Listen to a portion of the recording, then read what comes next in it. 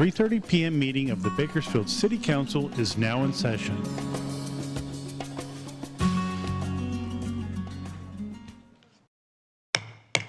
Good afternoon. It's my pleasure to call to order the 3:30 regular City Council meeting of November 5th, 2025. Madam Clerk, please call the roll. Mayor Go. Here. Vice Mayor Kaur. Here. Councilmember Arias. Councilmember Gonzalez. Here. Councilmember Weir. Councilmember Smith. I'm here. Councilmember Coman. Here. And Councilmember Bashir Tosh. Here.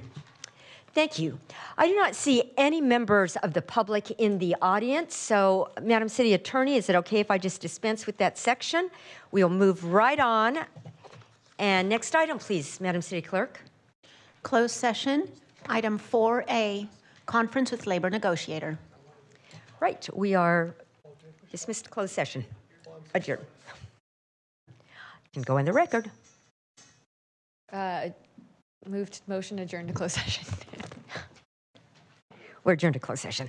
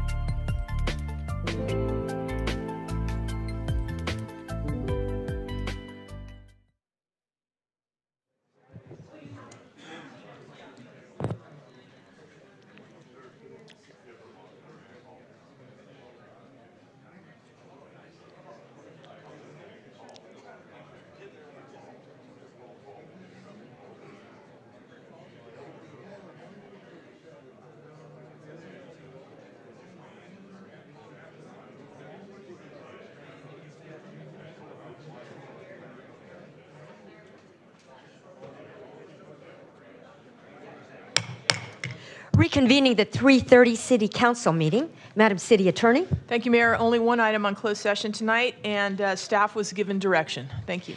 Thank you. And with that, we stand adjourned at 4:53. Thank you. We'll start the next meeting at 5:15.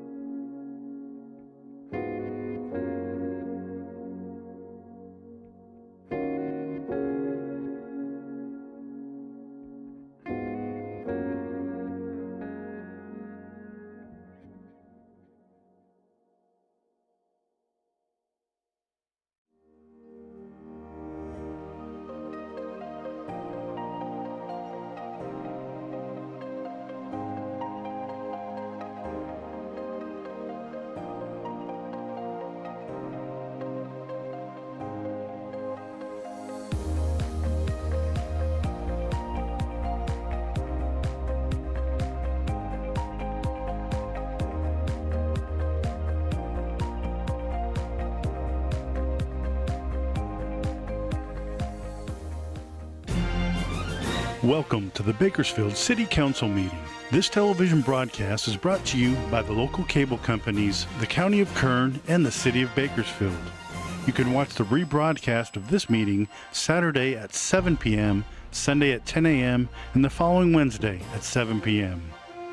You can download the agenda for this meeting at www.bakersfieldcity.us.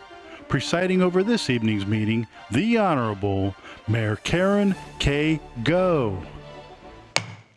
Good evening. It's my pleasure to call to order the regular City Council meeting of November 5th, 2025. Madam Clerk, please call the roll. Mayor Go. Here. Councilmember Core. Here. Councilmember Arias. Here. Councilmember Gonzalez. Here. Councilmember Weir.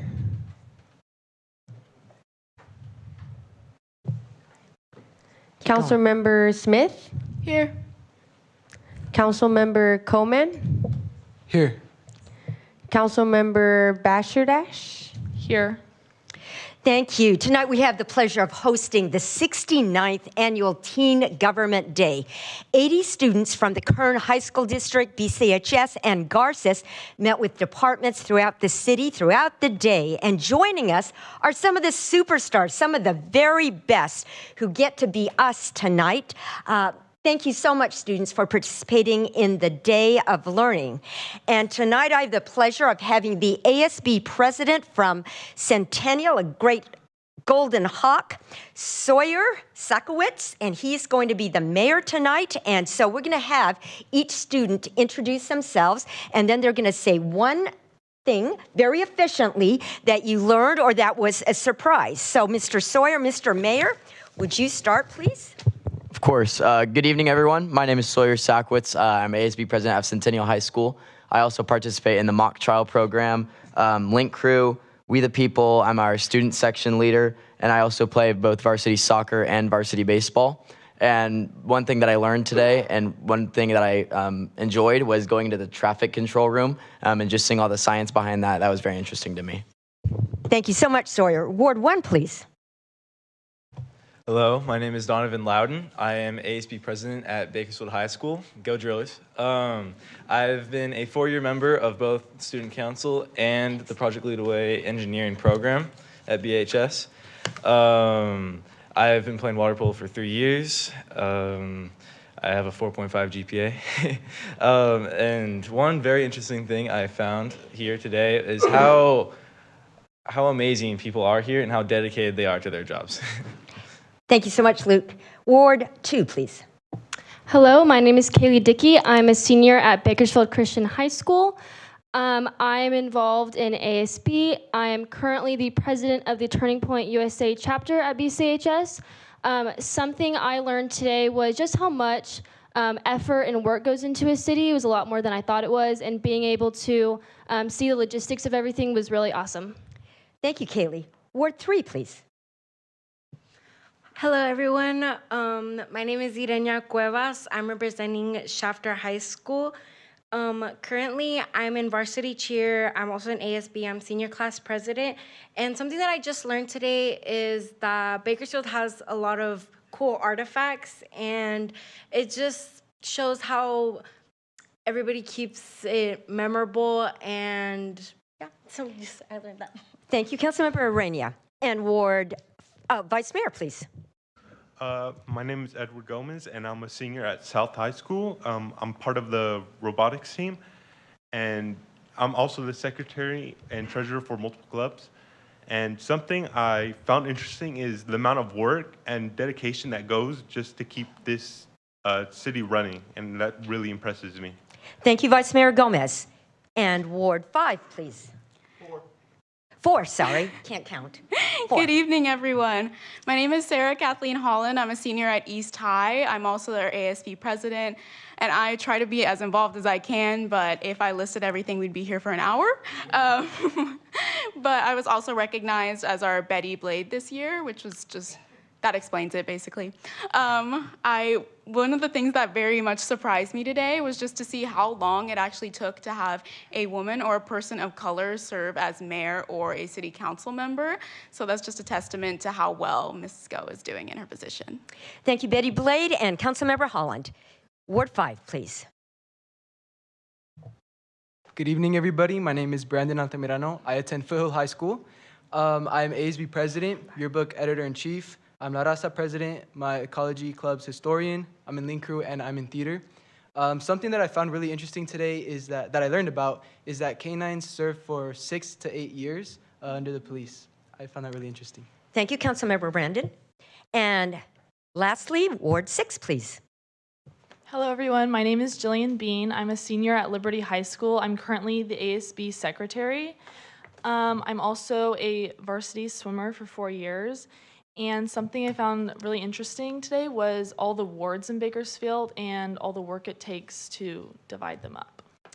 Well, thank you so much, Councilmember Bean. And we now have the pleasure of having Luke Tobias, who's a senior at Garces, lead us in the invocation. Oh, I forgot this whole group. We've got a lot more people. So you see, the mayor messes up. That just happens. And now, Madam City Attorney, would you start, please? Good evening. My name is Win Win. I attend Stockdale High School. I am the ASB president. I'm a part of the varsity tennis team, a part of the symphonic orchestra, and the virtual enterprise program, where I am the trade show person in our company named Inspire. And something I learned today was, I guess before this experience, I never really thought about law, but it's really opened my mind to new career pathways that I can definitely pursue. Oh, watch out, Madam City Attorney there. Thank you, Madam City Attorney Wynn. And now, City Manager. Good evening, everyone.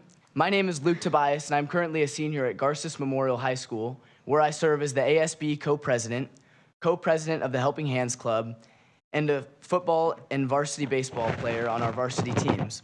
Something that I found really interesting today was just how many people it takes to run this incredible city of Bakersfield. Thank you. Thank you very much, City Manager Tobias. And now for Public Works. Good evening, everyone. I'm Avia Mesa, and I'm a senior in Ridgeview High School.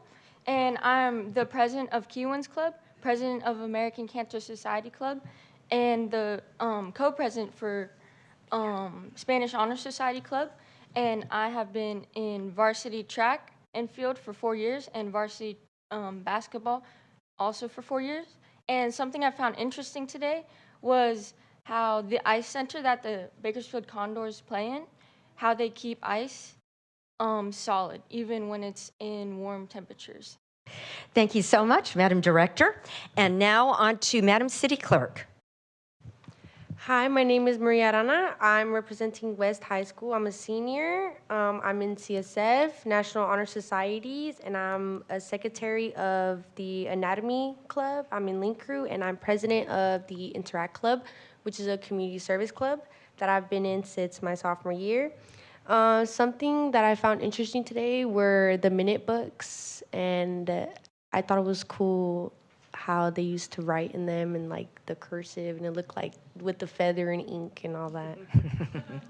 Thank you so much, City Clerk Arana. And don't you all feel like we haven't quite accomplished enough after hearing from them? Let's give them a hand. And now we have the pleasure of having Luke Tobias from Garces Memorial High to lead us in the invocation. Following that, our mayor, Sawyer, will be offering the Pledge of Allegiance. And so would you all please stand?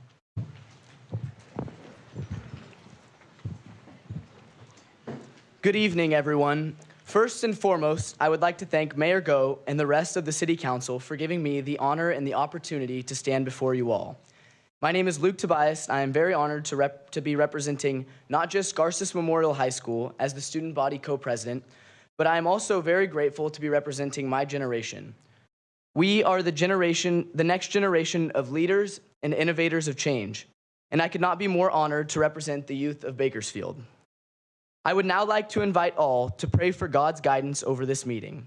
Before we begin this prayer, I would like to take a moment to pause and reflect on our gratitude that we in this great city of Bakersfield have the privilege to meet as a unified community. Heavenly Father, we thank you for allowing us to come together. Thank you for the hardworking leaders, city employees, and residents who all work together for the greater good and betterment of this city. We pray that you may guide all of us here tonight in this meeting and that all decisions made will be reflections of your eternal goodness. We ask for your guidance over all of our community's elected officials, first responders, educators, and citizens. We pray that Bakersfield continues to be a city whose foundation is built upon the ideas of faith, family, and service to others. Lastly, we ask that you continue to inspire and guide our youth to lead and serve their community with kindness, courage, and integrity. We pray this prayer in your name. Amen. Amen. Thank you. Please stay standing for the Pledge of Allegiance. Salute. Pledge. I pledge allegiance to the flag of the United States of America and to the republic for which it stands, one nation, under God, indivisible, with liberty and justice for all. Thank you. You may be seated.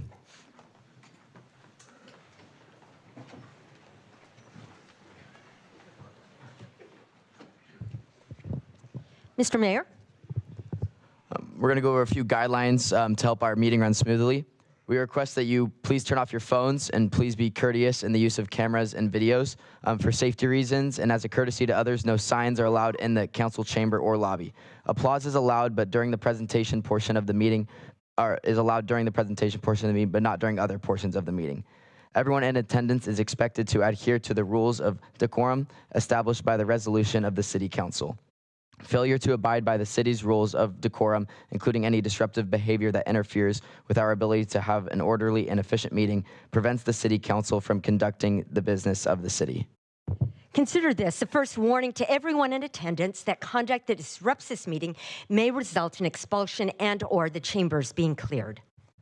Examples of behavior that disrupts the meeting include repetitive statements, shouting, hate speech, interrupting staff or presenters during the meeting, speaking out of turn, and outbursts from the audience. In keeping with the council's resolution, public statements are received at different times depending on the item. I will call on the city clerk to call for public statements. If you wish to make a public statement, please fill out a public speaker card and place it in the tray next to the speaker podium. We ask that you mark whether you are here to speak on an item listed on today's agenda or matter not on the agenda. Speakers who do not identify a specific agenda item will be presumed speakers for the non-agenda public statements. If you're here to speak on an item not listed on the meeting agenda, you will be called first to speak. Statements are given a 2-minute time limit per speaker and 20 minutes total for all non-agenda item public statements. If you're here to speak on an item listed on the agenda, the mayor will call for you at the appropriate time. If public statements become disruptive and I have to clear the chambers to regain order of the meeting, you'll be called in one at a time to provide your public statement when your item is called. Madam Clerk, do we have any public speakers regarding items not listed on the agenda?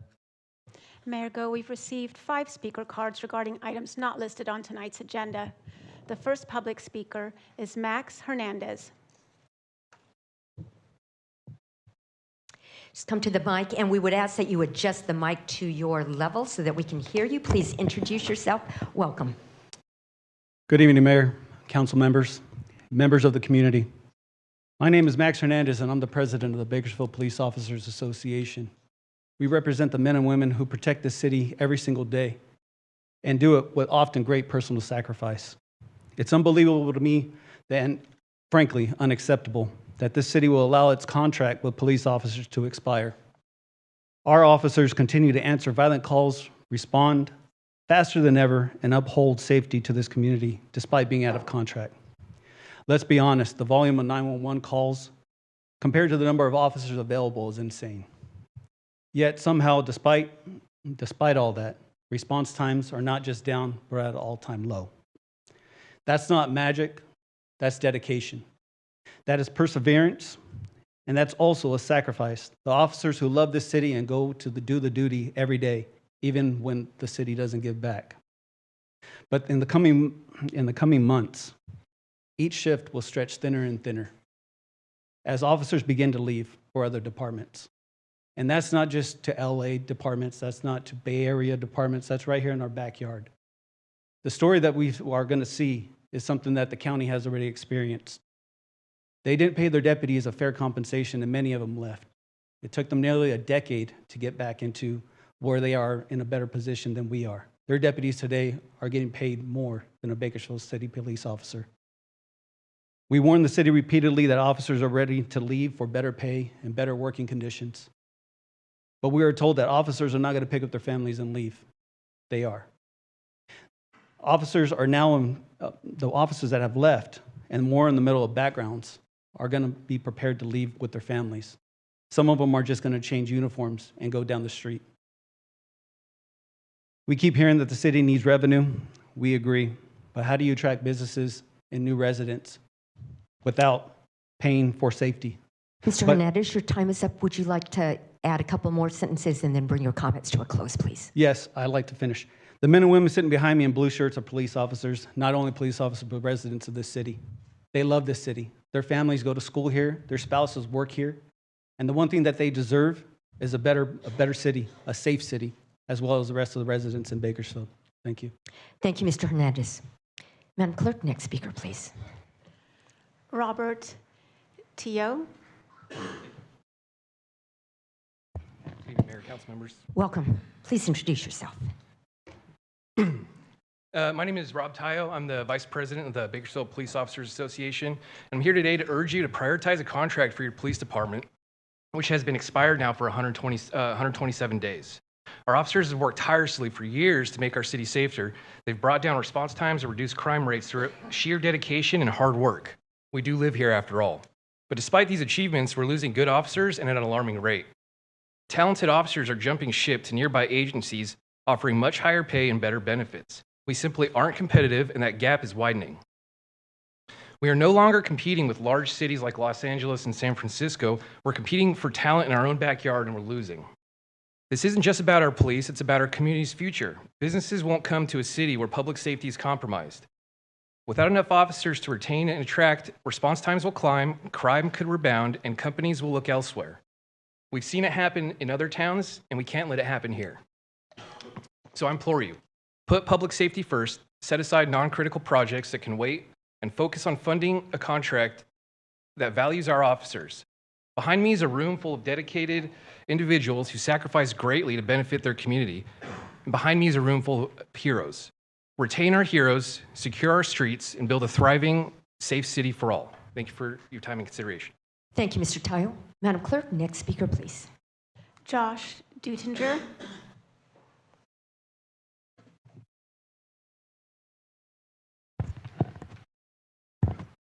Welcome. Please introduce yourself. Hi, good evening. My name's Josh Dudinger. I'm one of the sergeants in charge of the traffic division. I'm also a member of the Bakersfield Police Department Association. During my career, I've seen officers come and go. Many have taken well-deserved retirements. Many have left due to injuries, and some just decided to leave the profession altogether. Those are understandable circumstances and things that the city has no control over. But what I'm unfamiliar with is officers leaving the department to take jobs at other law enforcement agencies in Kern County. That used to be unheard of. BPD was the most prestigious law enforcement agency in the county. We were the ones stealing the good officers and deputies from neighboring agencies. But that has changed. More and more we are losing officers to nearby agencies. There's no need to uproot their families and move away. Just put on a different uniform and drive a different direction to work. This is a problem the city has control over. These officers aren't leaving because they're tired of the job. They're leaving because they can provide better for their families by working elsewhere. Other cities have recognized the decreased job interest and found creative ways to attract qualified, competent, and already trained officers. A few examples of those incentives are higher wages, fully paid medical benefits, full offsets of retirement contributions, and the ability to roll over accrued vacation and sick time. Those are big incentives. Our officers can't even get a contract or a cost of living increase. As a supervisor, I hear officers talking openly about how much better the pay and benefits are just down the road. And as much as I want to keep these officers here, it's become increasingly difficult for me to find reasons they should stay. Why would they when they can provide more for their families somewhere else?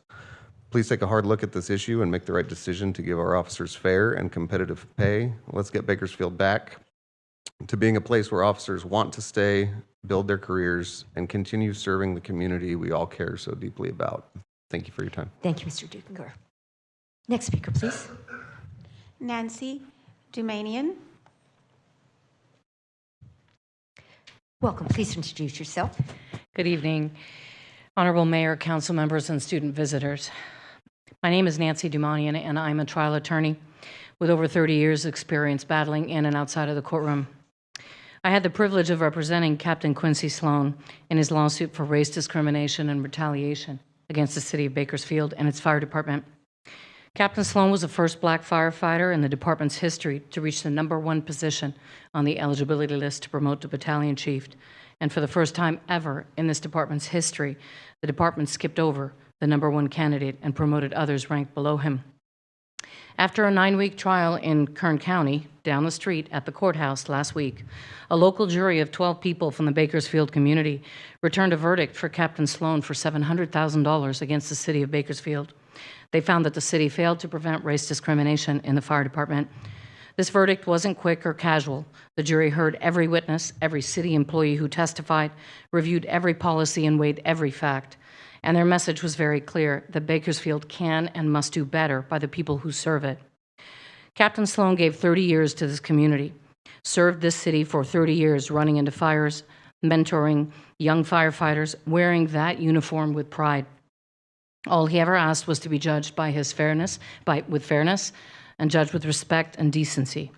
The verdict is not just about money, it's about accountability, it's about integrity, and it's about respect. And the jury did its job, and now it's time for the city to do its job, to honor that verdict, pay the judgment, and bring much-needed closure to Captain Sloan. And instead of spending taxpayer dollars on an appeal that helps no one, money that can be better spent to support police and fire that are the true backbone of this community. Appealing only prolongs the harm and deepens the divide, and what will bring this city together is not another legal battle in the appellate courts. It's an act of leadership and decency that I'm calling upon you, imploring you to follow. On behalf of Captain Sloan and every firefighter who still believes in fairness and brotherhood, I urge you to accept the jury's decision and pay this judgment. Let Bakersfield stand for accountability and do what's right, even when it's hard. Thank you so Mr. much for Monahan. your time and your patience. Thank you. Thank you. Madam Clerk, next speaker, please. Quincy Sloan. Welcome. Please introduce yourself. Good evening, Honorable Mayor, council members, and future leaders. My name is Quincy Sloan, and for over 30 years, I've had the privilege of serving Bakersfield community through the fire department, protecting lives, mentoring others, and helping build the trust that makes our city strong. I had the honor of learning from great mentors like Terry Moffitt, Tim Lynch, and also Mary Hill, who modeled courage, compassion, and integrity under pressure. But along with those good years came challenges, including discriminatory practices and harassment that no dedicated public servant should ever face. My recent civil case was not only about me, it revealed the systematic issues that affect employee morale, recruitment, and public confidence in city leadership. Even through those difficult times, my commitment to this city has never wavered. I live here, I still believe in Bakersfield, and I feel that Bakersfield can lead by doing what's right, not just when it's easy. I'm here tonight not in bitterness, but with hope that the city will take the moment to bring closure, to show accountability, and to move forward with integrity. True leadership isn't proven in comfort, but in crisis, and this council has the opportunity to model fairness, fiscal responsibility, and moral courage. Bakersfield deserves leaders who respond to both emergencies ethically and with urgency. Teamwork and compassion our firefighters and first responders and police officers bring to emergency incidents every day and every night. I'd like to thank you all for your time and for your commitment to keeping integrity and fairness, and let that be the heart of public service. Thank you. Thank you, Mr. Sloan. Madam City Clerk, are there any other speakers for this portion? Mayor Go, we have no further speakers on non-agenda items. We will now move on to the public statements listed on the agenda. If you're here to speak on...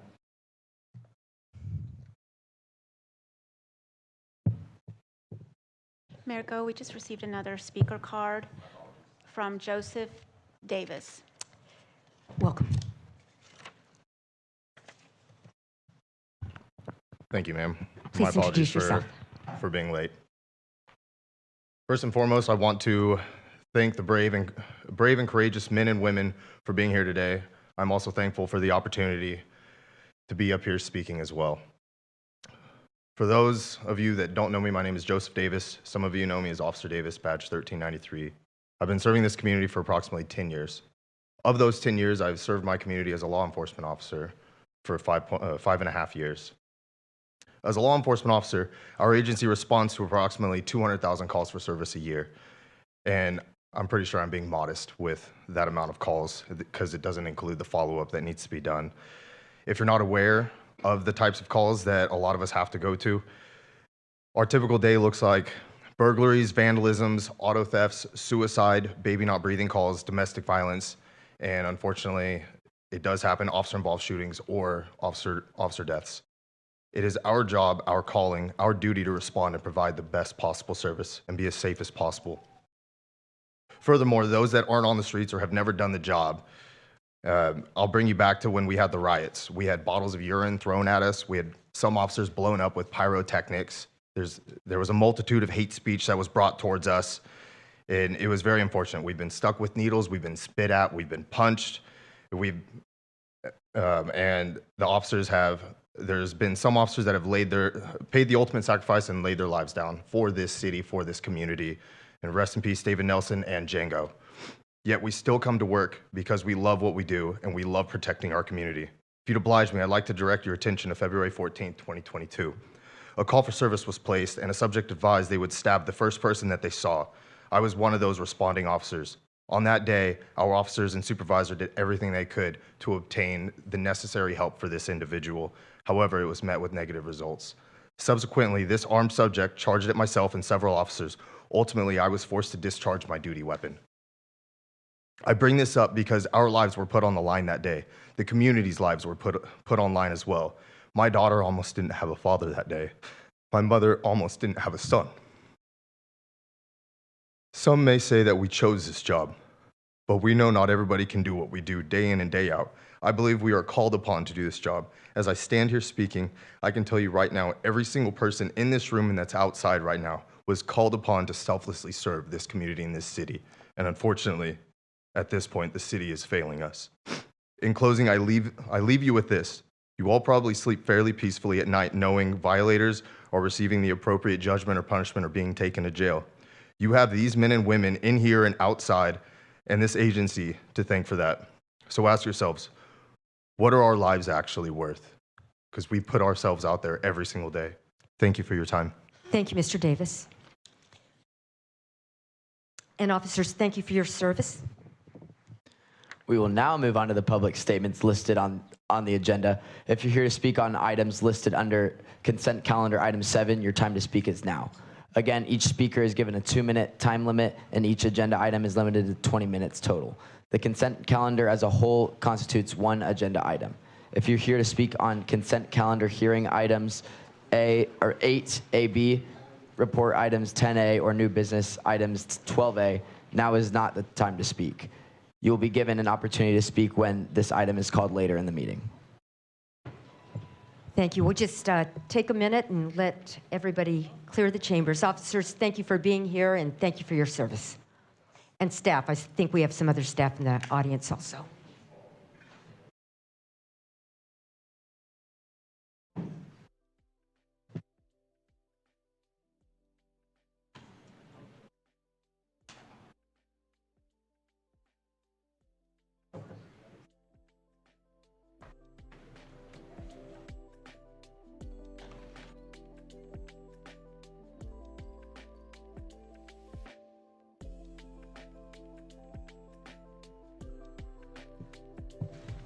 We're so grateful that we could have our students here today.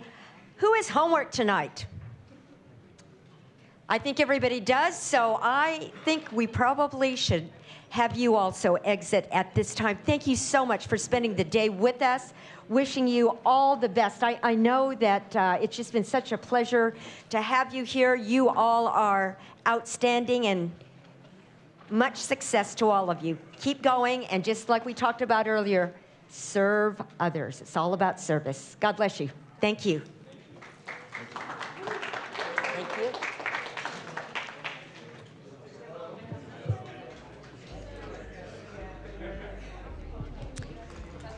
We're actually taking a very quick recess, but don't leave, please.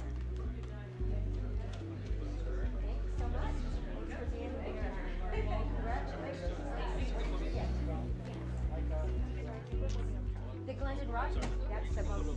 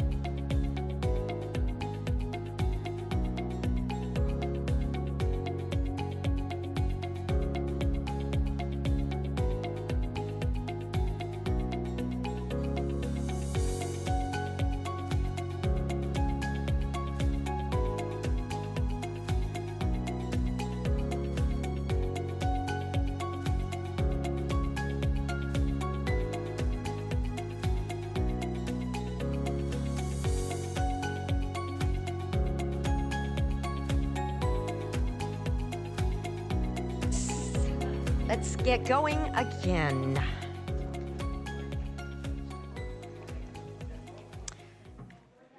Well, I see we've lost our crowd.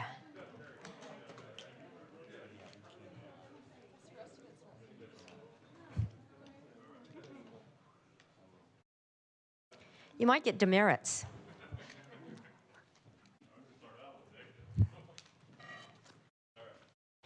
Madam Clerk, next item, please. Mayor Go, we have not received any agenda item public statements.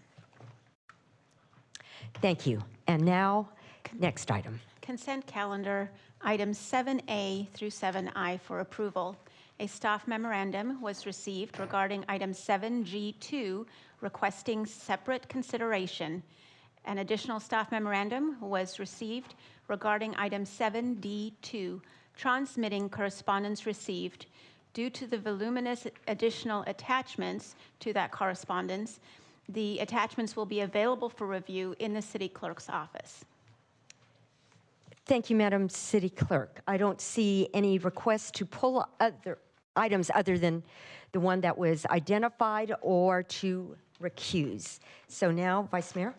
Motion to approve consent calendar. You have a motion. Please cast your votes. That would be with the exception of the one for separate consideration, 7G2. with the exception of 7D2. Thank you, Mayor.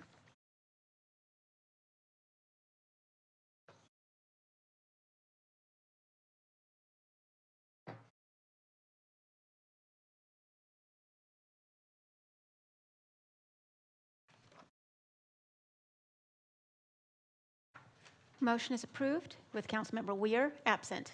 Thank you. And now 7G2, Mr. Clegg. Mayor and Council, this item was placed on the agenda at the request of council members for consideration. I can just speak to a couple of the factual pieces that the request was to consider spending council contingency funds in support of the food bank for the Community Action Partnership of Kern. Thank you. And Councilmember Coleman, were you trying to sign in? No. Any request to speak? Councilmember Arias. Thank you, Mayor. I think this is a really important conversation and grateful that it's on the agenda. I just wanted to share that CAPK's representatives were planning to be here tonight, but they ran into some issues over at their food distribution, but they are on their way. Is there a way for us to postpone this conversation to later? Yes, we can do that. Yes, so we will just hold this item and we'll bring it back later. So now, Madam Clerk, next item, please.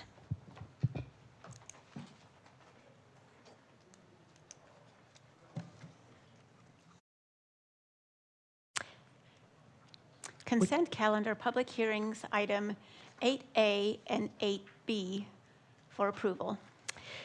Consent calendar hearings, the purpose of this section is to vote on all of the items listed without consent calendar hearing in one, listed under the consent calendar hearing in one motion without further comment. If anyone would like to speak on any of the hearing items listed, the item must be removed from this portion of the agenda. If an item is removed, it will be placed at the end of the regular public hearings portion of this meeting. Madam Clerk, would you like to read those items in detail, please? Or that is not necessary. You already announced it. Thank you. At this time, I'll open consent calendar public hearing items 8A through B. Is there anyone in the audience who would like to request that a hearing item be removed from the consent calendar? If so, please come forward. This isn't the time to take testimony, only to remove the matter from consent calendar hearings. Does any council member wish to remove an item? Seeing none, at this time, consent calendar public hearing items 8A through B is closed. Vice Mayor? Motion to approve consent calendar items 8A? 8B. 8B. Thank you. You have a motion. Please cast your votes.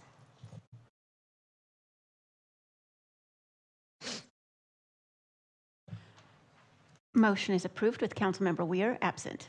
Thank you. Madam Clerk, next item, please.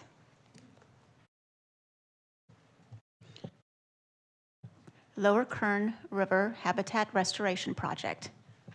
Thank you. Mr. Clegg. Thank you, Mayor and Council. We have a update report item for you tonight, and so I'll call on our Water Director, Chris Budak, and those are in support with her to present that item to Council. Thank you. Welcome.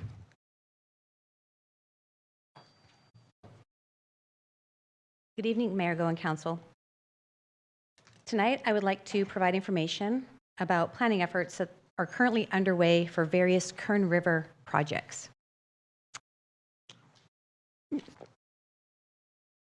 In January 2024, River Partners requested a meeting with the Recreation and Parks Department and the Water Department to discuss the potential of habitat restoration plan for the Lower Kern River. River Partners had received a grant from the Wildlife Conservation Board to cover the cost of the planning phase.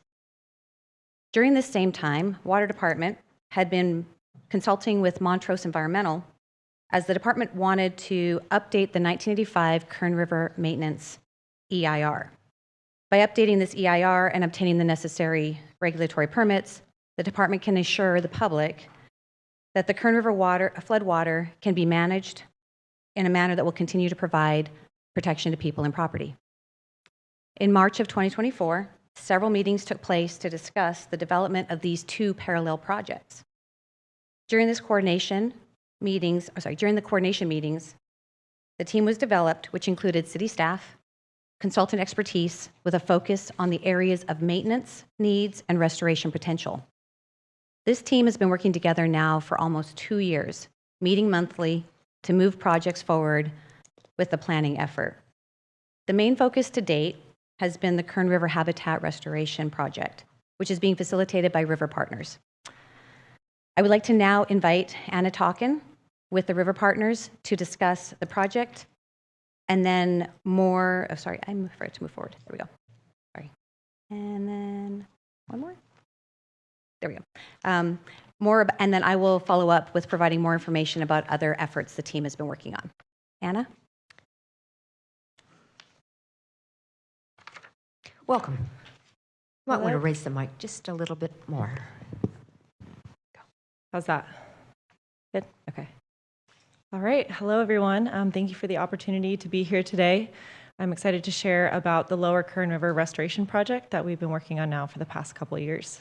My name is Anna Talkin. I'm a restoration ecologist and project manager with River Partners.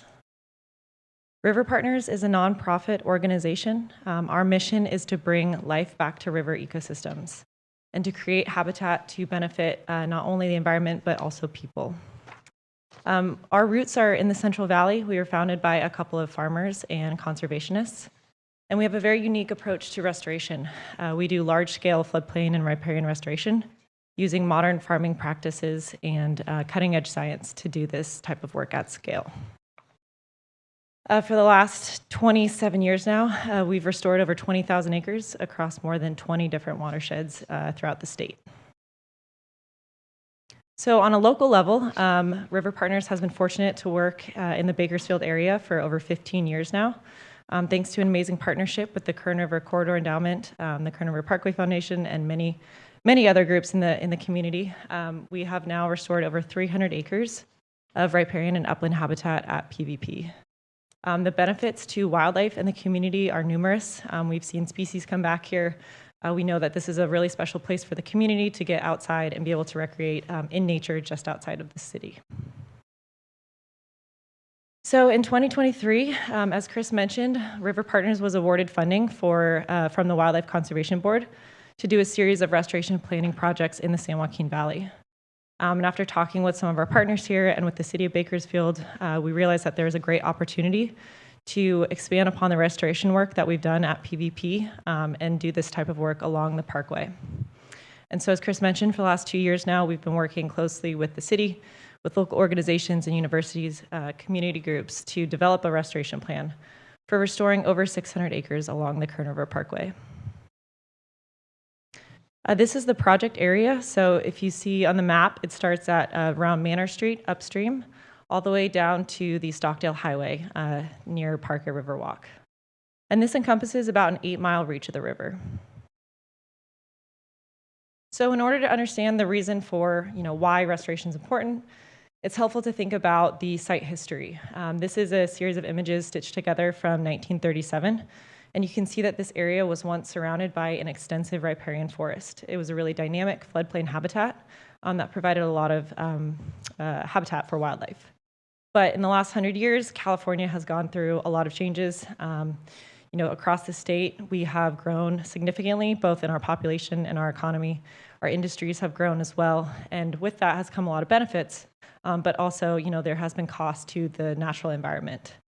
And so when we think about restoration in this area, the goal is not to restore to historical conditions, which wouldn't be possible today, but to figure out what the opportunity is for restoring and reviving this healthy river ecosystem within the heart of Bakersfield. And so there are 5 main goals for the project. The first one is to establish self-sustaining riparian habitat over 600 acres of riparian lands along the Kern River. And what I mean by self-sustaining is that after an establishment period of irrigating the plants, about 3 to 5 years, we can turn off the irrigation and we no longer need to do any sort of maintenance and kind of let Mother Nature take over from there.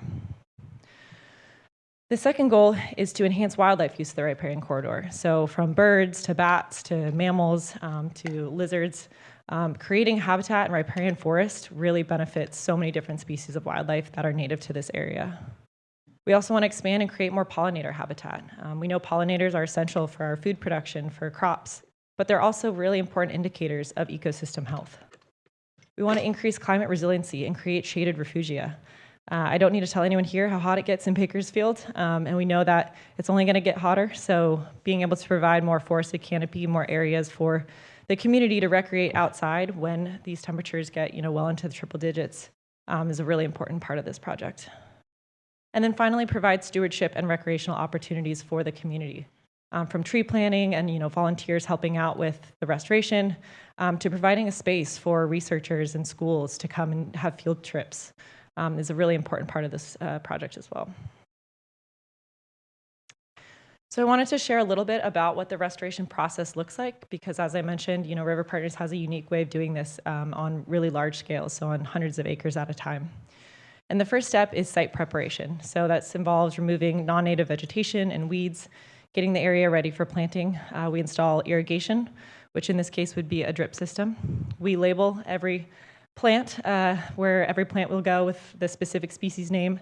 And then we have planting crews that come out and are able to plant thousands of trees in a single week. And after the plants are planted and seeding's done, we enter what I mentioned is the establishment phase. So this 3 to 5 year period where we irrigate the plants, we do weed control to make sure they aren't getting outcompeted. And then after that, the ecosystem is essentially self-sustaining and we're able to walk away. So here's just a couple of images showing, the before and after at one phase of restoration at PVP. The top image is, representative of the site preparation phase, and then the bottom image is only 1 year after planting. So this was taken in 2020. The site looks a lot different now. The trees are actually quite large, but you can see here, how quickly this vegetation grows. And so finally, I just want to touch on some of the project outcomes for this. One, as I mentioned, this ties back to the goal of increasing climate resiliency and shade along the parkway. Climate resiliency doesn't just mean shade, it means a lot of other things. Carbon sequestration, bank stabilization, soil health. All of these things, are aspects of riparian forests and the benefit of restoration. Promote bank stabilization and reduce erosion along the river.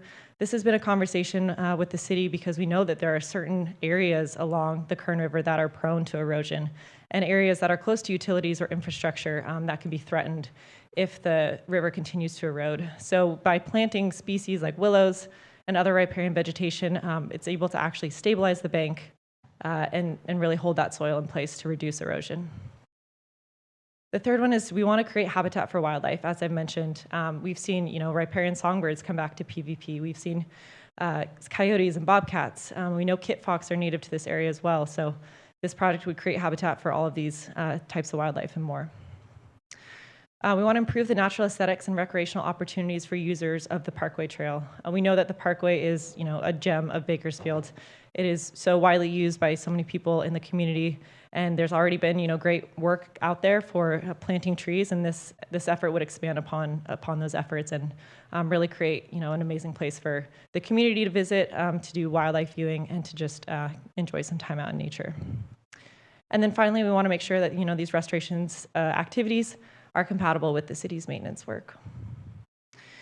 So as we get towards the end of this planning phase and get towards submitting a final restoration plan, we are looking towards implementation and we'll be working with the city. Our team is well equipped to submit proposals for funding for implementation. So that is the next phase as we move into that. This is my contact information. Thank you so much for letting me share about this project. If you have any questions or are interested in learning more, please reach out. Thank you, Ms. Talkin. Ms. Budek?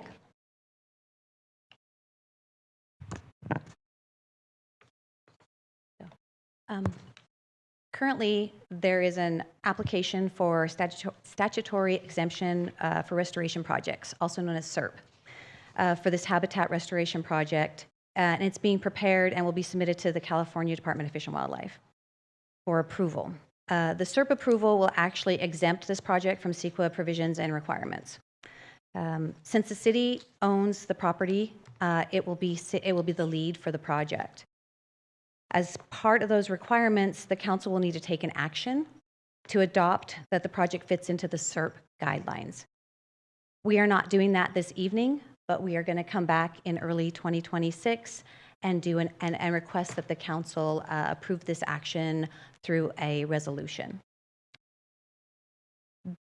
The project planning efforts including permits and reporting, should be complete for this project by March 2026. The team will then begin to focus their efforts on channel maintenance project planning. The team anticipates utilizing the already developed studies and reports and plans from the restoration project to help support maintenance activities. Water department staff are aware that Habitat Restoration Project is focused on riparian habitat establishment, and channel maintenance it will require mitigation projects in order to obtain environmental approval. With that, we've actively evaluated concepts that could be developed to enhance habitat, mitigate the effects of maintenance. These concepts are compiled into the Habitat Enhancement Plan. The Habitat Enhancement Plan is not necessarily incorporating new concepts, but expanding existing concepts in new locations to enhance wildlife habitat and recreation for our residents. To expand on the inland lakes concept, like Truxton Lakes and Parket River Walk, we've looked possibly incorporating these water features into Yokitz Park and the area between Coffee Road and Callaway Drive, also known as Bakersfield Educational Studies Area, or BESA. By having a turnout from the adjacent canal, we can provide a supplemental water supply to a potential lake. We can utilize the restoration project to develop riparian habitat around the lake. And we could also incorporate a dock or a bridge and vegetation to be able to enhance the area. In addition, BESA has many existing travel paths, so incorporating a defined path for walking or a defined path for mountain bikes would then protect the riparian habitat outside of those pathways. BESA could be an area that the department would consider when developing mitigation projects needed to offset maintenance activities in the river. Recreational enhancements could include better access to lakes for fishing by adding boardwalks or docks, or building more sand volleyball courts and shade structures in areas that currently have significant open space and easy access for the community. In summary, as the Habitat Restoration Project that Anna talked about and the Channel Maintenance Project that the Water Department is looking at moving forward with, as we continue to develop and plan and design those areas, concepts from the Habitat Enhancement Plan could be incorporated where reasonable and feasible. We know that the environmental and permitting process can take many years, but this team is motivated to get restoration and maintenance projects approved so we can apply for grants, obtain funding, and implement these projects and develop enhancement concepts. And that concludes our report. Thank you, Ms. Budek. Mr. Clegg, would you like to add anything? No more further comments from me, Mayor. Thank you. Thank you. Madam City Clerk, do we have any public statements regarding 10A? No public speaker cards were received regarding item 10A. Thank you. Councilmember Smith. Thank you, Mayor. Very exciting, great stuff. Everybody agrees, like you mentioned, that the Kern River Parkway and what we've done so far is a gem, and to continue to increase that access and environmental control would be great. 600 acres, how's that compared to the PVP? That's a great question. Panorama Vista Preserve is about 965 acres. We've restored close to 300 acres at this point. And so 600 acres, you talked about doing a lot at one time. Is that one project, 6 projects? How's that work out? Yeah, another good question. That would likely be multiple phases. So because it is such a large area and access is a little more difficult to certain parts of the parkway as well, we would likely approach this in a phased pattern. So we're working on identifying what would be a good phase 1 project currently. And the idea is all this restoration would be funded under grants, or? For the most part, yes. And then potentially some mitigation as well. As we talked about, if there's areas that we can utilize as mitigation for the channel maintenance, we do know there's some type of compensatory mitigation or project mitigation as we move through that process. So we'll coordinate, and I think that's why we have a great team, is we have river partners who can really look at what's in front of us, and then we know our needs, and then we'll also include the regulatory agencies. So we'll do our best to bring revenue into the project to help it move forward faster. So that was one of my other questions. The enhancement projects are completely separate from the restoration project? That's correct. And the environmental criteria is completely separate. So the restoration could go forward fairly rapidly, I think I'm hearing. Yeah, because it has an exception to CEQA, as long as but it's limited to scope. That's why it's mostly riparian habitat plantings. Whereas we start to get into some of these other things where we're doing more impacts to the environment with either pathways or potential more inland lakes, that would require full CEQA analysis. So they're completely two separate paths. Correct. But all the same team will be working together to accomplish all three parallel. Yeah, great. Yeah. Good stuff. Thank you very much. Look forward to it. Thank you, Councilmember Smith. Councilmember Core, Vice Mayor. Thank you, Mayor. This is exciting. I always say that we are a riverfront/waterfront city, and having lived in a waterfront city, it's exciting to know that we are trying to get closer to that as well. I look at cities like Minneapolis or Boise that have activated their riverfronts, and I just wanted to, thank you for bringing this.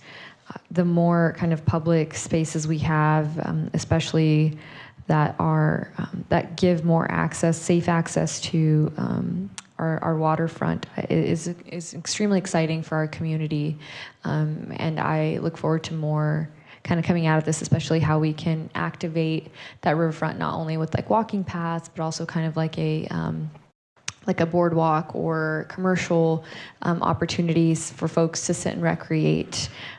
So just wanted to thank you for this, and wanted to share my enthusiasm as well. Thank you. Thank you, Vice Mayor. Councilmember Coleman. Thank you, Mayor. I like the project, but I have a couple of questions. Actually, more of a statement. The only comment I get from people is they want water in the river all the time, and none of this makes any sense if we're not going to be water in the river all the time. So what is the plan to get water in the river all the time? Snow? Yeah, well. I thought Mr. Smith was going to answer the question because he reached for his microphone. Snow? I think I'm going to turn that response over to Matt. Because as everybody is aware, we are in the middle of a lawsuit, so it becomes a little bit more challenging.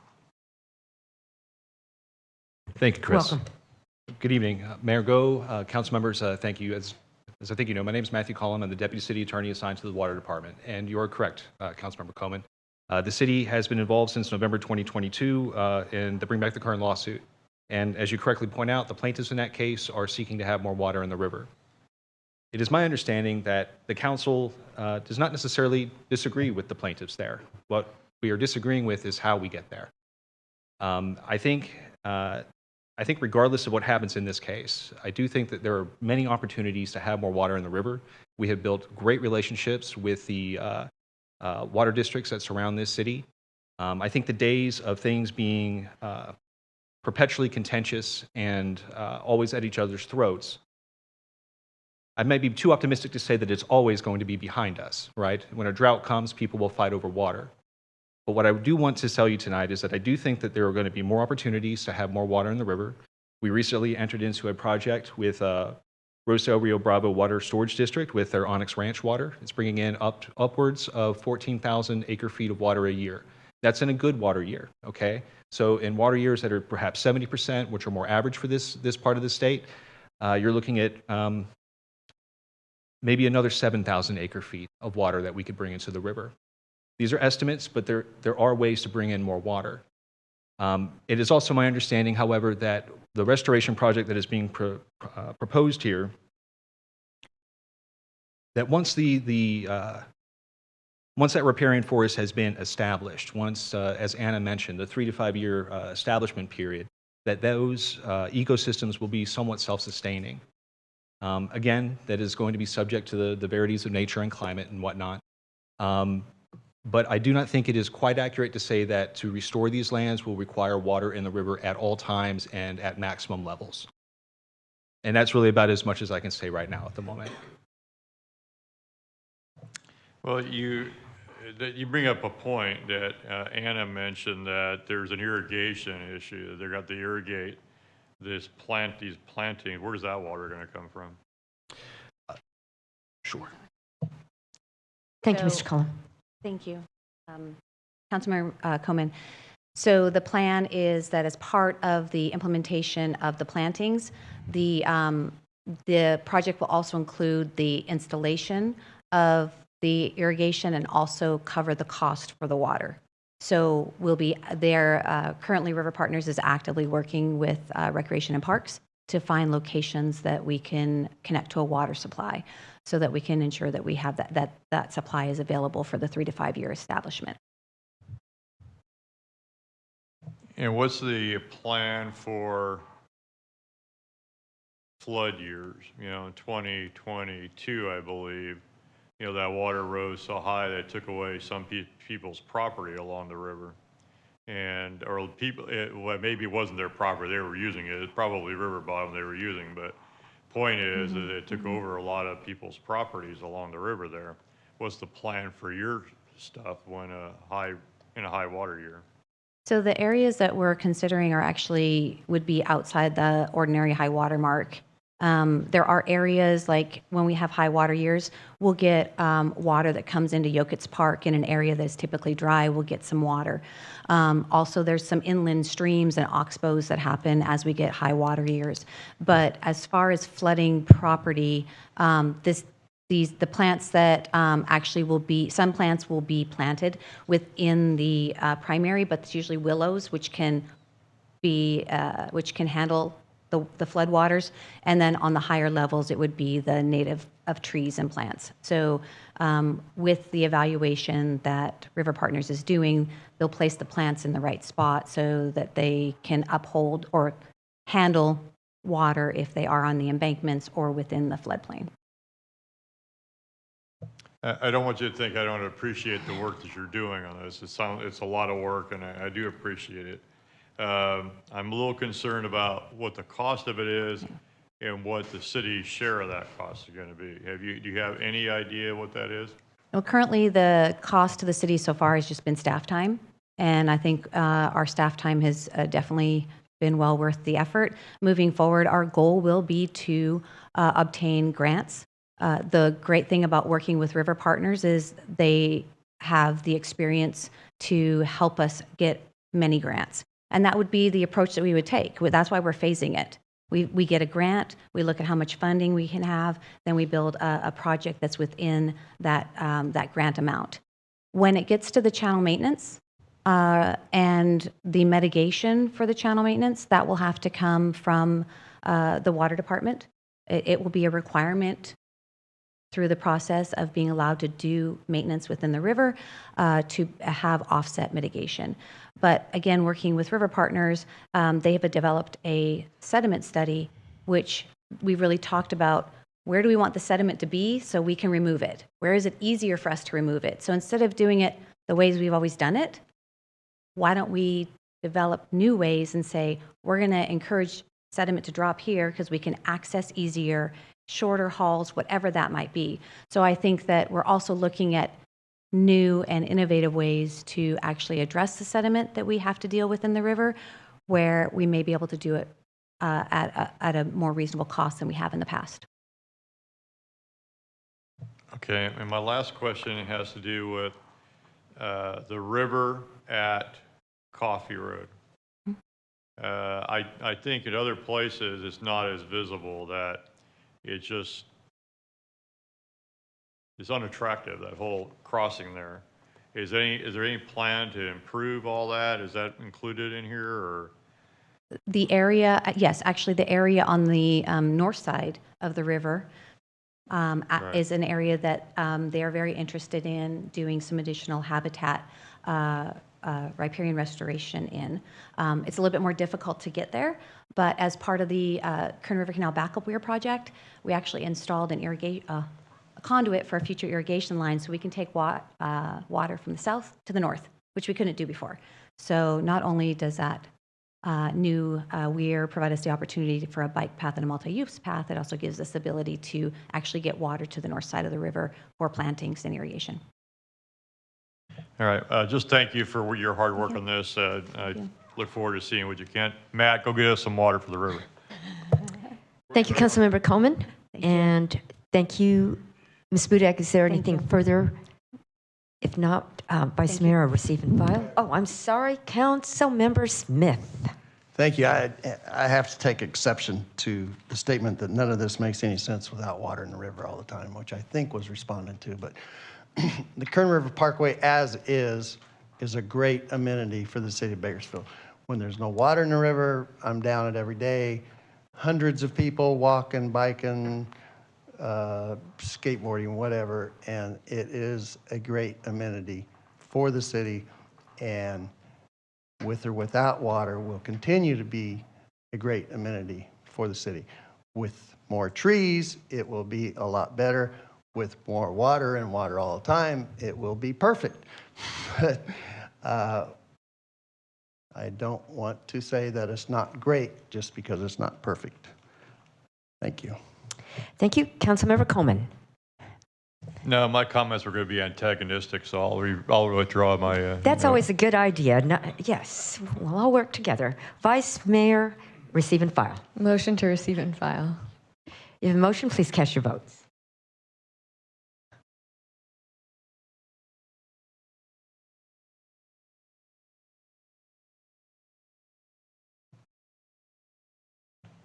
Motion is approved with Councilmember Weir absent. Thank you. And now, Madam Clerk, next item, please. On 10B. Reports item 10B, Habitat Conservation Plan. City Manager Clegg. Mayor and Council, we're pleased to provide an update on our Habitat Conservation Plan. As a reminder, this is one of the priorities this year of the City Council, and I'll turn it over to Phil Burns. Mr. Burns. Good evening, Honorable Mayor, council members. Actually, City Manager Clegg took most of my update. So with that, really what we have is an update and also the associative contract or agreement to move this new approach forward.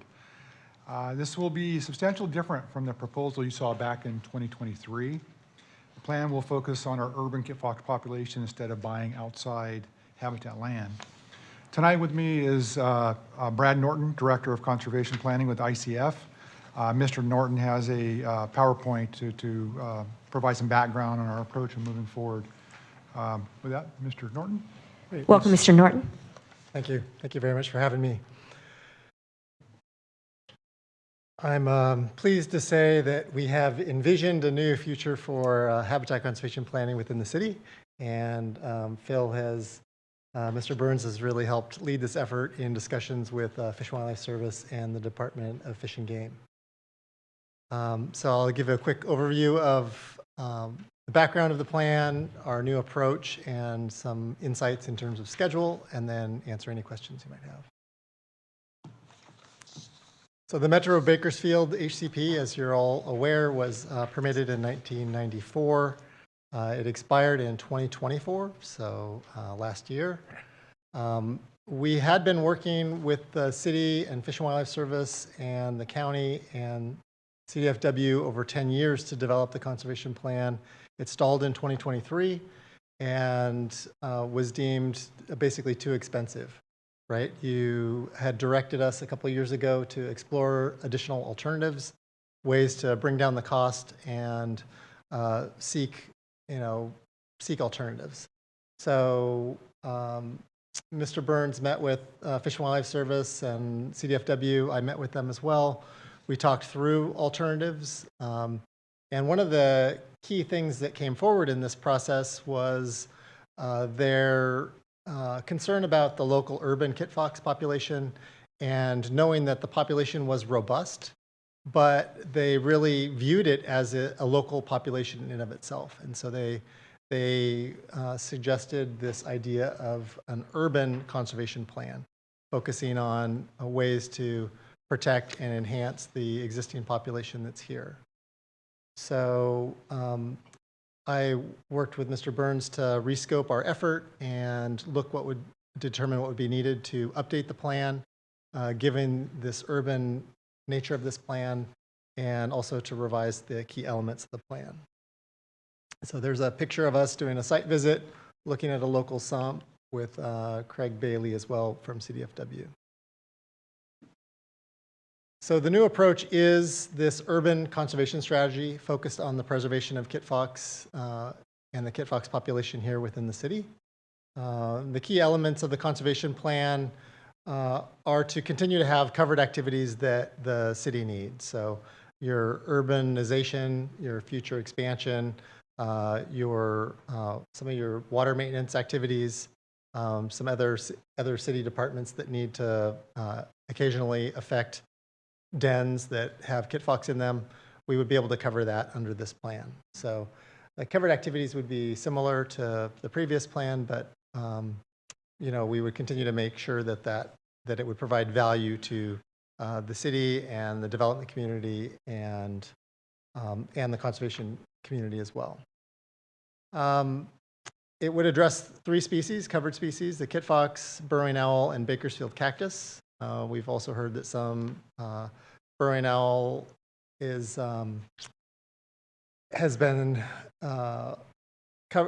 required a permit through the State Department of Fish and Wildlife as well, and so any development projects that could affect burrowing owl need to make sure that that species is covered. And then Bakersfield cactus is another species that we're looking at covering as well.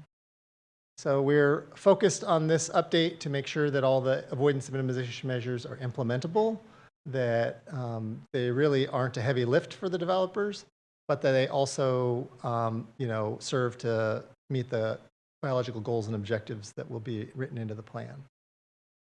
Our funding approach will be revised and revisited. We are working with the economic and planning systems to revisit the costs associated with it. We'll be refining the conservation strategy and therefore also the costs. So some more work to come, and I have a little bit more information on that on the next slide. We'd be seeking a permit term of 30 years, and then this HCP would cover all the other required elements that are in the federal and state permit application. With respect to the conservation plan itself, we built on the plan that was previously prepared. There's a den protection program. There's a disease and treatment protection program. There's environmental education and outreach. The 2 new components are an urban design and management guidelines. So how do kit fox, if they're using these sumps and they're using parks, how do they escape those areas? How do they move between neighborhoods? It could be as simple as having design guidelines to open up some of those brick walls that tend to be put around those sumps and make sure that they're passageways for the kit fox. And then we'd have an urban acquisition and guidelines program as well, where are there other types of refugia that we can enhance or build within the city? I was encouraged to hear about the other work in the Parkway, and maybe there's some great partnerships that we could seek there. So the conservation strategy will leverage the expertise of the Endangered Species Recovery Program. So they've been working on collecting kit fox data in the city for years and supporting some of the understandings of the kit fox populations here locally. So we have a subcontract with them to help evaluate the design and management guidelines. We will focus on protecting successful denning areas, so they have good information on where these dens occur and how they're likely to continue to occur. And then we'll also continue to have a monitoring and response program and also look for ways to enhance movement and connectivity. I alluded to some of those techniques. The cost components of the program are related to the Kit Fox program itself, so making sure that there's a biologist within the city, that there's a part-time education program staff, a research and disease funding, and the DEN program funding, and then these other guidelines. There's also the administrative support. We've scaled back this from the previous plan to have still some staff involvement and oversight, but kind of at a reduced level. And then there is a land component. It's just it's scaled back from the previous, right? We're not seeking to acquire land further out in the county. We're looking at, are there ways to partner with existing landowners, existing developers to, again, secure these small-scale, localized refugia, help with connectivity, possibly put easements on temporary or permanent easements on some conservation lands. And then the funding side, we really have yet to update the cost model. So, we heard loud and clear 2 years ago that it had to be less than 11,000 per acre. We definitely will be below that. I don't have a number for you yet because we need to really look at what are these other components, how much do they cost? But the costs are moving in, I think, the right direction downward for adoption, I hope. We are looking at phased payments, like we heard also from discussions with some of you that, having to pay the Kit Fox fee, right at development approval or grading approvals is a little bit too early. And so is there a way to split that up and have, a portion at grading and a portion at sale? So we're looking at splitting some of those costs and how those costs will be paid for as well. And then there will be, as is required, the long-term funding assurances. So there is some endowment funding that will be covered as part of this fee as well. So our proposed schedule is to work closely with staff and begin refining some of the urban components that we're thinking about at the end of this year and into the first quarter of next year. We'd be working with the local species experts that I mentioned, Endangered Species Recovery Program. We would start updating the funding and financial analysis so that we could have an administrative draft of the HCP in early 2026 with the goal of going public in 2026. We also, this is a federal and state action and a local action, and so it does require compliance with the California Environmental Quality Act and the National Environmental Policy Act, so it will need CEQA and NEPA compliance. That document has largely been written, but will be updated to reflect the revised conservation program. So then the goal would be to get all that out into the public in 2026, to be able to finalize the HCP in 2027 and wrap up the NEPA CEQA process in 2027 and get those permit decisions in 2027. Thank you, Mr. Norton. Mr. Burns, do you have anything further to add before we go to the public? No further. Thank you. Madam City Clerk, do we have any requests from the public for 10B? America, we've received one speaker card from Dave Demahowski. Welcome. Good evening, Mayor and council members and staff. Dave Demahowski, representing the Home Builders Association of Kern County. We're obviously very interested in this process and look forward to the public portion of the public input portion of the process. I've worked with ICF predecessor Jones and Stokes over the years, and they go back to the very early days of CEQA and were considered the Cadillac of California environmental firms. I think you have a good support team there.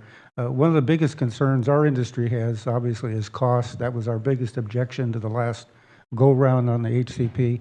Also, we thought there were a lot of unfunded state mandates built into that draft that were inappropriate under the scope of the California Environmental, the California Endangered Species Act. So we'll look forward to working with you and seeing how the process goes. I did want to thank staff on an earlier item. They gave us briefings on your building code update and also the park fee update, which you acted on earlier. So again, look forward to working with your staff and your consultant on this process. Thank you. Thank you, Mr. Domahowski.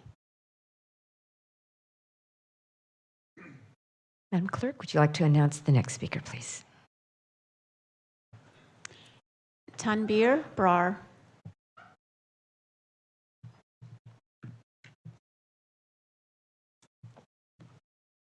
Good evening, respected councils, Board of City. My name is Tanbir Singh Brar.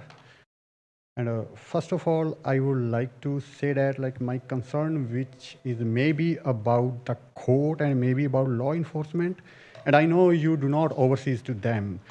And that's why in the very beginning, I would like to make you sure about that.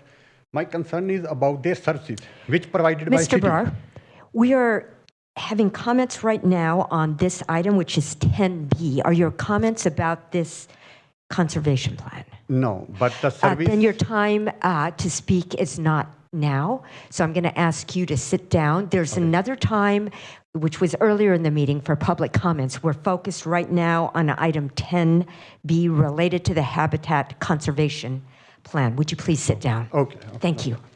You may come back at another time to offer your comments, but this is focused on a very specific topic. Thank you, sir.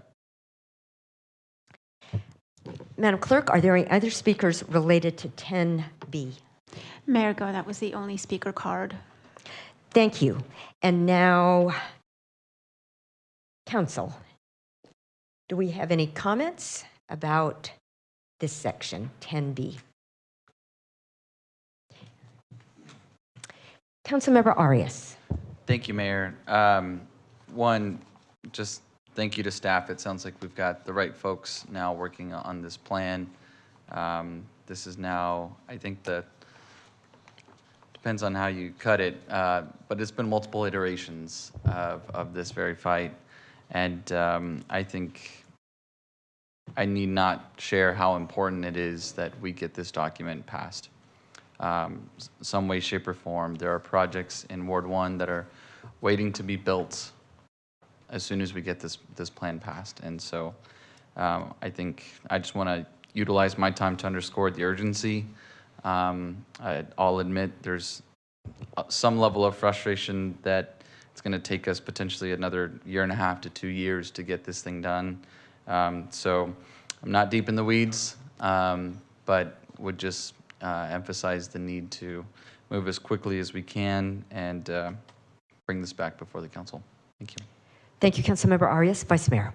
Thank you, Mayor. Echoing Councilmember Arias's points as well, and just having had a better understanding of how helpful and efficient an HCP makes development within the city of Bakersfield, within the county, but particularly within southeast Bakersfield, and knowing that we've potentially lost projects without having an HCP. So wanted to underscore the same urgency and hoping that we build in the priorities of our local development community while also balancing the reality that Bakersfield is a place to build, and it's a place that's growing, and it's attractive to those who are both within the city of Bakersfield and outside, and how we can balance the two priorities there. So yeah, definitely wanted to underscore the same and really get an understanding of, I know the last time that we've had conversations about the HCP, there was feedback provided to us that there be more opportunities for community meetings, input from local developers, as well as those who may be seeking to build in the city of Bakersfield. So I just wanted to add that and emphasize kind of bringing community voices into the design process. Thank you. There are no other requests to speak. Vice Mayor, receive and file, please. Did you want to speak? Yeah, sorry. Just a clarification that there is an action item included in this item as well. Oh, there is. It says receive and file. Receive and file, report and approval of the agreement. Thank you. A motion to receive and file report and approval of the agreement. You have a motion. Please cast your votes.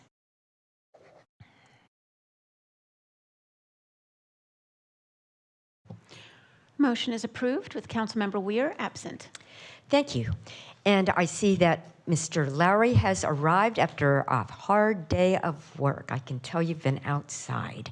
So we'll go back now to item 7G2. And Madam Clerk, would you please read that item? Appropriation and transfer $25,000 from council contingency funds to Cap K Food Bank to help meet the funding gap needed for the Community Action Partnership of Kern's Cap K Food Bank. Thank you. Councilmember Arias. Thank you, Mayor. And I appreciate staff bringing this and putting this on tonight's agenda. I think it is timely given the fact that SNAP benefits are no longer being processed and put onto EBT cards as of November 1st, which was last Saturday. And we are now into day 5. And my understanding is that as of Monday, Mr. Lowry and the team at Cap K, alongside many volunteers, have come together to put together a game plan of large-scale food distributions, both in Bakersfield and throughout the entire county of Kern, specifically to address the need of those individuals who traditionally would utilize that EBT card at a grocery store to purchase groceries for themselves and for their families. And so given the nature of the challenges regarding the government shutdown, and from my perspective, the lack of hope that there will be some sort of conclusion in Washington, D.C. in the near future, I thought it was timely for us to invite Mr. Lowry, who leads the food bank, to come and provide a brief overview of the challenges that we're facing as a community, and speak to the need as well as CapK's collective response. So I would love to invite Mr. Lowry to give us that overview. Mr. Lowry. Good evening, council members, Mayor Go, Vice Mayor Carr. I apologize for being dirty. You've been working. Yeah, anyway. So just over a couple of weeks ago, when the prospect of the government shutdown having a very acute on chronic impact on our most vulnerable neighbors, I sought to create a task force of public and private individuals and stakeholders to come alongside the work that we do at the food bank on a regular basis to see about ways that we can surge additional resources in support of our food insecure neighbors here in Bakersfield and around the county. So to that end, we convened our first task force meeting, of which I'm proud to say that several of the council are a part of. And we started to strategize on how to most effectively target food resources to individuals that were specifically going to be impacted by the government shutdown. So there's really two dimensions to that. The first one is federal workers. So federal workers who have now been working, mandatory working or on furlough for well over a month now without a paycheck, we have created a choice pantry shopping opportunity for them at the food bank to be able to pick up groceries for them and their family. We've had dozens and dozens of federal workers already take advantage of that already. We've expanded hours at the food bank to include weekend times to be able to make it more effective, because obviously those are working people who need opportunity to have access at different times. And so that's one of the things that we've done, and it's worked really well, and we've gotten a good response from the federal workers for that. Secondly, the government shutdown obviously has a direct impact on folks who receive the CalFresh benefit. Here in Kern, we know that there's over 110,000 families that rely on CalFresh benefits. Now, to put that in perspective, if the average family size in Kern County is 3.15, that means that with simple math, we know that over 330,000 of our Kern County neighbors rely on this benefit, almost 1 in 3 of our neighbors.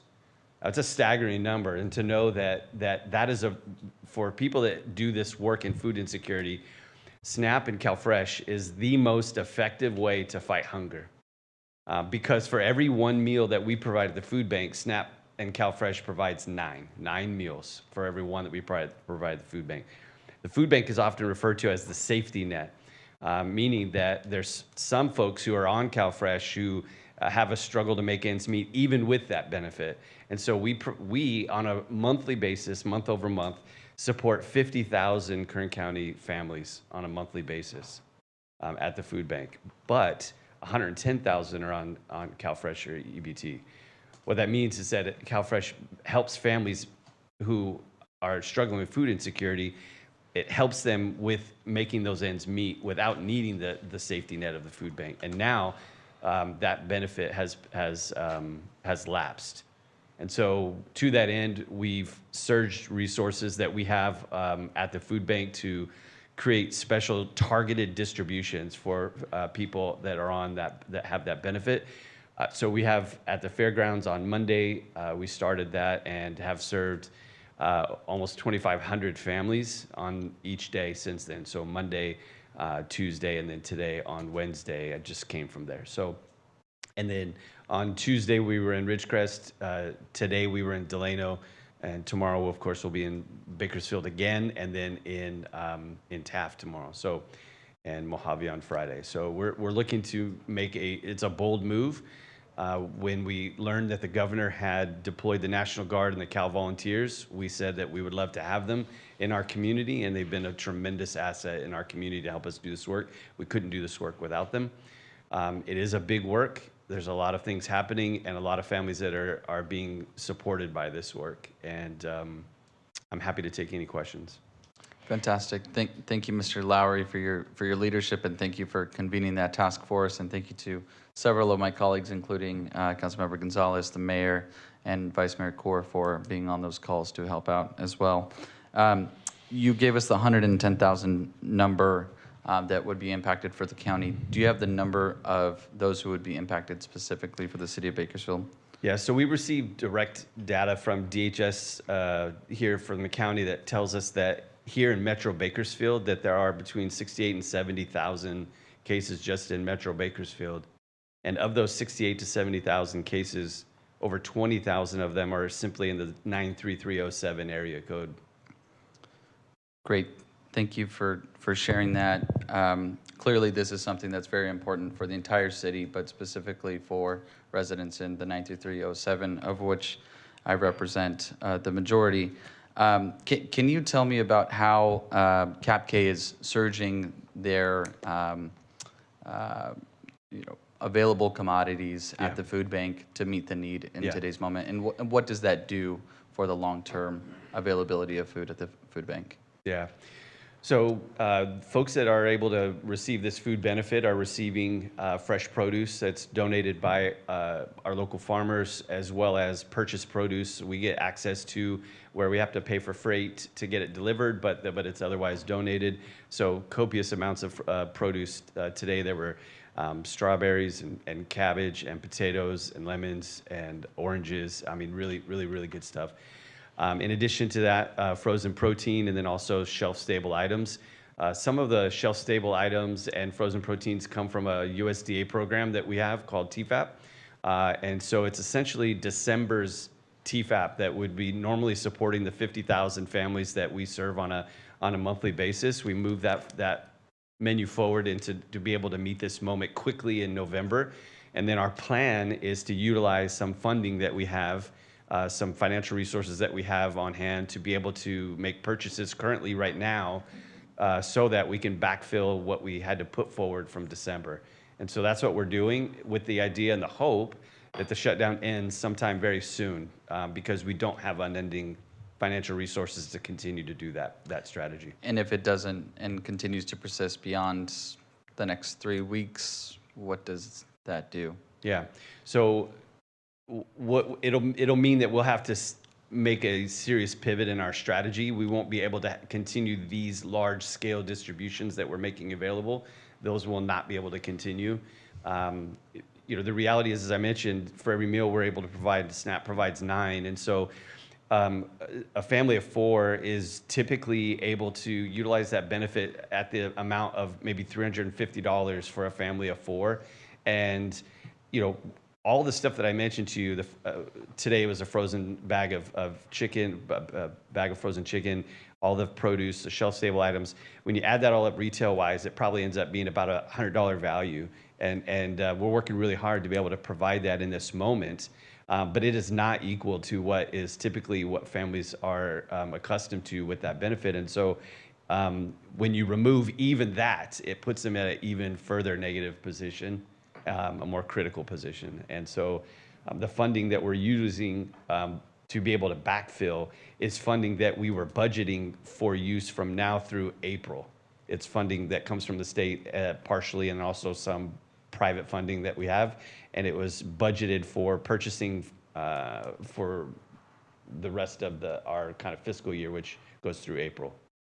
Got it. And my last question for you is, tonight we are considering at least $25,000 from our contingency funds as a council to be dedicated to backfill some of those resources at the food bank. Can you give us a glimpse into what that would cover and how much, just generally speaking, it costs to purchase some of these food commodities? Yeah. Well, let me just kind of address that pretty directly and specifically.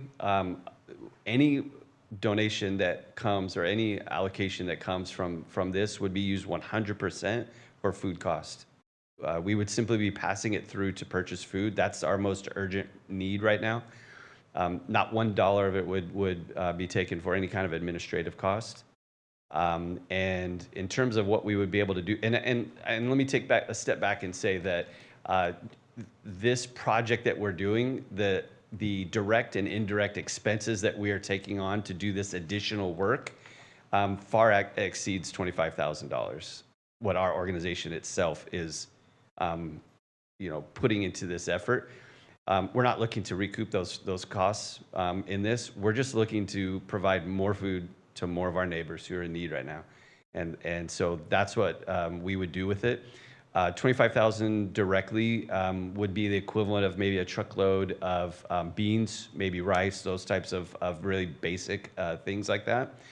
It would not provide enough for other staple items like I mentioned the frozen chicken or I often use peanut butter as an example. A truckload of peanut butter costs right now about $90,000 for a truckload of peanut butter. So just to kind of give you relative terms. Great, thank you so much. And a question for our city manager. For the council contingency fund, just for the benefit of the public, what is the available balance of that fund? It is budgeted at $200,000 for this current fiscal year. Got it. I'll just close by saying that I think that a line item like this is built for moments like these. We're living in, frankly, unprecedented times. I believe that we just passed the record for the longest shutdown in the U.S. history, and the need is now. It's my understanding that the fairgrounds was completely wrapped around with cars waiting to receive the food commodities that were being provided the past few days. And so I would like to make a motion tonight that we appropriate and transfer $100,000 from our council contingency fund to the CAPK Food Bank. Thank you. Thank you, Councilmember Arias. Councilmember Bashir Tosh. Mr. Lowry. You see, this is a need right now. You guys need this in order to continue to function the way that you guys are rocking and rolling right now. Yeah. Yes. As I mentioned, whether the shutdown continues or not, there's going to be cascading impacts of what we're doing currently that will have, ramifications down the line for sure. And so these types of funds will enable us to both meet the current need, but also be able to continue to serve those 50,000 families that we serve on a monthly basis as well. And is there a contingency for individuals coming and getting food? Is it open to anyone? If someone comes and lines up, how do they get food? So we have various different ways for that to happen on a monthly basis. We operate more than 200 distribution sites around the county. And so there's no threshold for people that are in need of food to be able to have access to it. Now, these particular distributions that are happening at the fairgrounds, we are focusing and targeting those resources to those families that have lost the CalFresh EBT benefit. But anybody who isn't enrolled in that program, on literally a daily basis, there are distributions that happen every day around the county. Okay, thank you. Mm-hmm. Councilmember Gonzalez. Thank you, Mayor. Thank you so much, Mr. Lowry, for your work and for your leadership and for the work of CAPK and all of the folks who are on the front lines every single day to help our community members and our constituents who are desperately in need. I just want to see if I can drill down and get a sense of what the scope of the issue is. I heard somewhere that almost $500 million worth of SNAP funding rolls into Kern County annually. Well, what I know from our friends at DHS and what they've shared is that the SNAP benefit equals around $40 million a month. Okay, $480 million annually. That is eye-opening. And so you, on a regular basis, serve 50,000 families a month. Now you're seeing an increased load as a result of the shutdown, and you are using an allocation of funding or resources for December, pushing that forward to November, the TFAP fund, that's the Emergency Food Assistance Program funding, in order to meet the demand today. Is that right? Yeah, so the TFAP are actually, it's not a fund, it's direct resources. So okay. At the food bank, we have essentially about a month and a half to 2 months supply of that food on hand because we're constantly getting loads in and things like that. So we have December's TFAP resources already on hand, and that's what we move forward to serve. You have that allocation. So then when December comes, because December is just a few weeks away, when December comes, then how do you then meet the need for those 50,000 families that you normally serve? Yeah, so we've been active over the last week, and in anticipation of everything that we're sending out, we've been actively purchasing, making large purchases to backfill what we've put out. So for example, we're using, today, rice was one of the things that we gave out today, pallets of rice. And so we use funding to purchase rice to be able to backfill that because we're not getting more of that from TFAP, we're using it. And so we're using financial resources to purchase to backfill so that when the shutdown is over and we go back to normal operations, it will have as few, of those ramifications as possible. And where are those financial resources coming from? Yeah, so part of it is private funding that we have, and then part of it is public funding from the Cal Food program, which is a state program. Okay. Yeah, I'll support the motion that Councilmember Arias has made today, just given the scope of the need and the impact that many families are feeling right now. And again, I just want to leave my comments by commending you and your team for all the work. Thank you. Thanks. Vice Mayor. Hi, Kelly. Thank you for being here after a very, very long day. You shouldn't have to be here. You should be sleeping, resting, and I know you have long weeks ahead. Today is actually Gurpurab, and in the Sikh faith, that is the day, it's the birth of our founder, Guru Nanak. and Guru Nanak preached free langar, which is a meal for all. And if you've ever visited a Gurdwara, which I know some of my friends here have, we all sit on the floor together, which means that everyone is equal. No one is higher or lower than anyone else. And we break bread every single day, and there is a meal available for every single person that walks through the doors of a Gurdwara. And that is true today, it's true yesterday, it's true tomorrow. So I've shared it online, but I want to share to everyone that the Gurdwara here in Bakersfield, any Gurdwara, any Sikh place of worship will welcome you, and the doors are open to you to have a hot meal all day, any time of the day. And in kind of our Sikh faith traditions and principles, providing a meal to our neighbors is like the bare minimum. And so I want to thank you because for us, this is where our seva or our service to one another starts and ends. It's making sure that our neighbors are fed and can have a meal that sustains them through the day, through the week, through the month, through the year. So just really wanted to thank you so very much for bringing folks in our community together so quickly. And, I think this is the least we can do as people who have the honor and the privilege of being in a place of having some power over where we can help and lend some help for our constituents, our residents, our neighbors.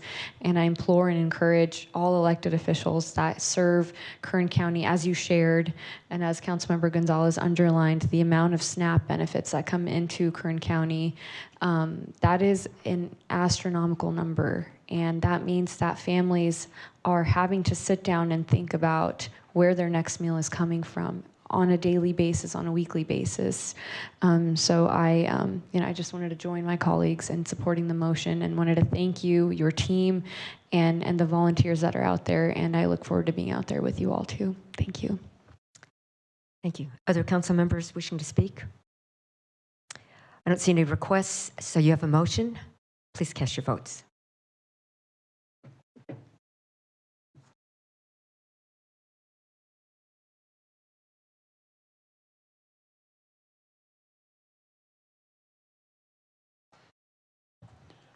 Motion is approved. Thank you, With Mr. Councilmember Weir absent and Councilmember Coleman voting no. Thank you. Mr. Lowry, thank you so much. I've watched you strategically navigate this very challenging time, and your leadership really has been incredible. Having to deal with the state, with the National Guard, with Cal Volunteers, having to deal with your staff on a very massive, unexpected project, having to deal with the public and with our businesses who have contributed. So thank you very much for your leadership. I also want to thank the public. I've seen how our private businesses have stepped up during this moment. Many different agencies coming together, working together. I've seen our elected officials from the state in a bipartisan effort work together to this end. So to all of you, volunteers also for distribution are still needed. Is that correct, Mr. Lowry? Yes, absolutely. And so our website, capk.org/shutdown, is the easiest way for folks to get involved and help out, whether it's through food donation, other donation, or volunteering.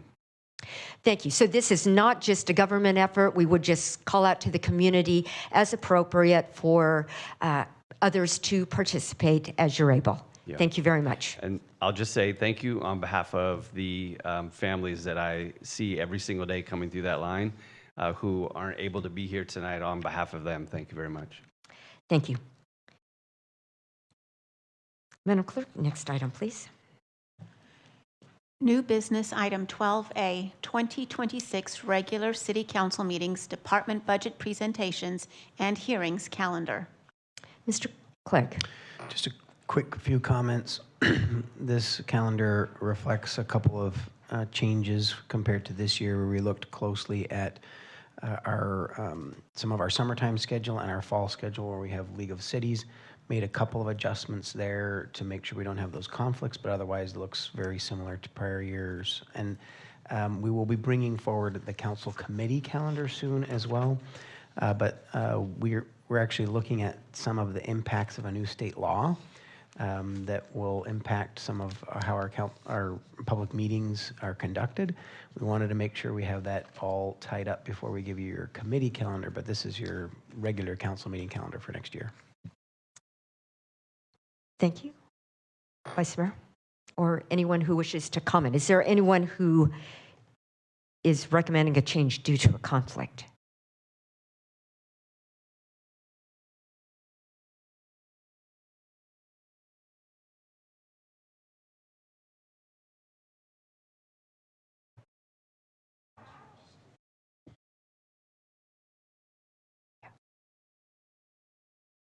Councilmember Bashir-Tosh? No. People are just touching their screens. So I see no request to speak. Vice Mayor, I'm assuming that the schedule works for everyone. Vice Mayor? Yeah, motion to adopt the resolution. You have motion. Please cast your votes.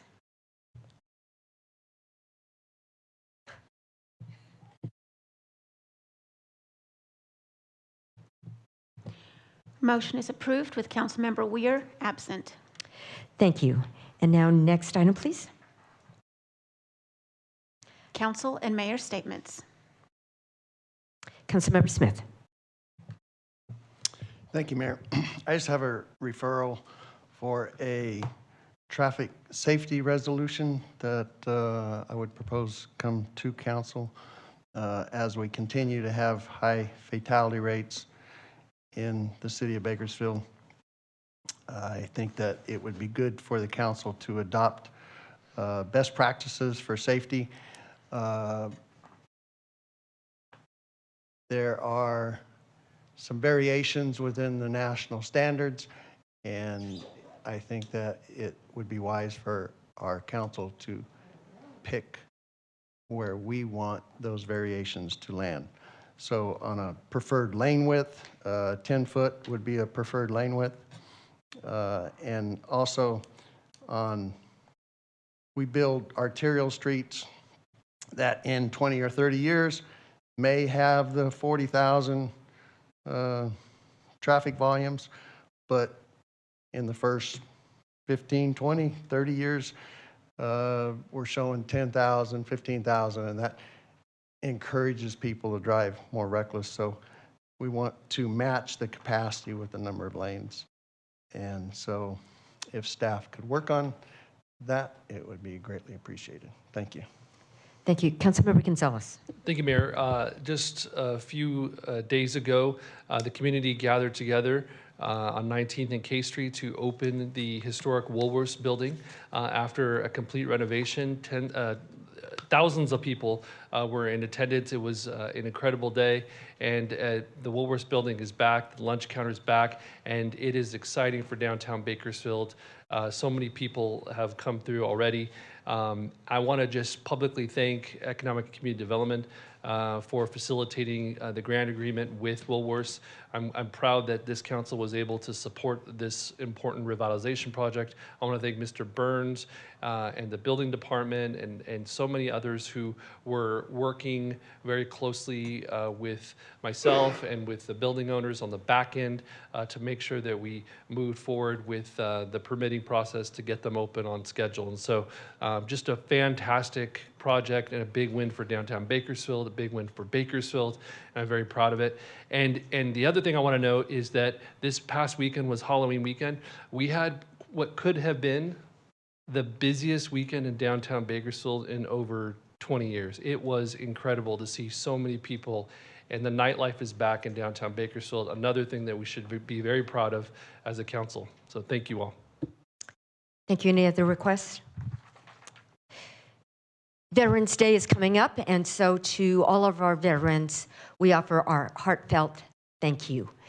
And with that, we stand adjourned at 7:08.